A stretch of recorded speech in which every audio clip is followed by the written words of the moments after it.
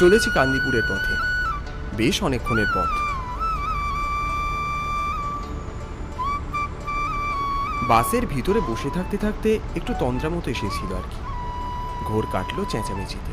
কি রে, সেই কখন থেকে বলছি ফোনটা আমায় দে, ফোনটা আমায় দে, কথা কানে যাচ্ছে না? না না, আমি ফোন দেব না।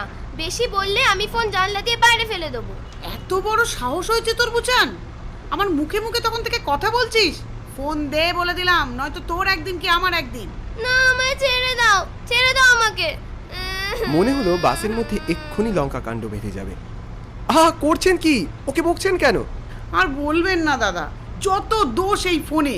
সারাক্ষণ মুখের কাছে নিয়ে কি যে করে, জিজ্ঞেস করতে গেলেই বিপদ।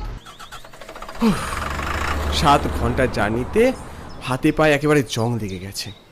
এটাই কান্দিপুর বাস স্টপ মনে হয়, কিন্তু কোনো লোকজন দেখছি না কেন। আমি ছাড়া কাউকে তো নামতেও দেখলাম না। আশপাশে ধুধু ধান ক্ষেত আর কয়েকটা জীর্ণকায় গরু ছাড়া কিছুই দেখতে পেলাম না। কাউকে যে রাস্তা জিজ্ঞেস করব তারও কোনো উপায় নেই। মাঝে মাঝে নিজের খ্যাপামির ওপরে নিজেরই রাগ হয়। আমি সমৃদ্ধ দাশগুপ্ত। আমার ভবঘুরে জীবনের বেশিরভাগটাই কেটে গেল সুরের খোঁজে। আজ সেই মাটির গানের টানে এই কান্দিপুরে আসা। জায়গাটার নাম আমি শুনেছিলাম বহুদিন আগে, আমার গানের গুরু শ্রদ্ধেয় তন্ময় আচার্যর কাছ থেকে।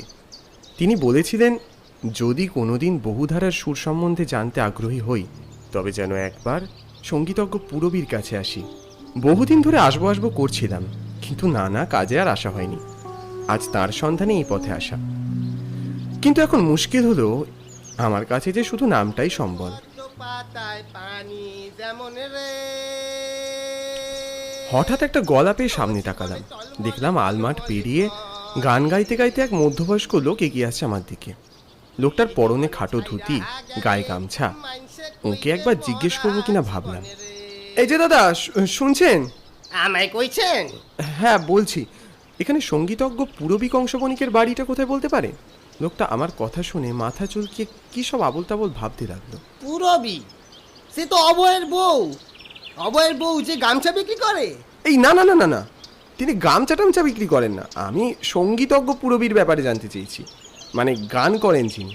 তা এতকাল রয়েছি, অভয়ের বউ তো কখনো গান করে শোনায়নি। আমি আগেই জানতাম লোকটাকে জিজ্ঞেস করে কোনো সদুত্তর পাবো না। এদিকে দিনের আলো প্রায় নিভে নিভে আসছে, তাই আমি আর সময় নষ্ট না করে সামনে এগোনোর জন্য সিদ্ধান্ত নিলাম। আমি পাশ কাটিয়ে হাঁটা লাগালাম সামনে।